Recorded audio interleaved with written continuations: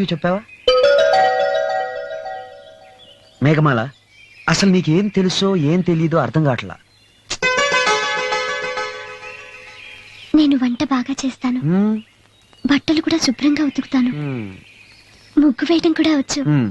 కాపురం చేయడానికి అన్ని అవసరం కదూ. అవును, నీకు చెస్ ఆడటం వచ్చా? అదే చెస్సు. తెల్లవి నల్లవి గళ్ళుంటాయి, ఏనుగులు గుర్రాలు. అవి సర్కస్ లో కదా ఉంటాయి.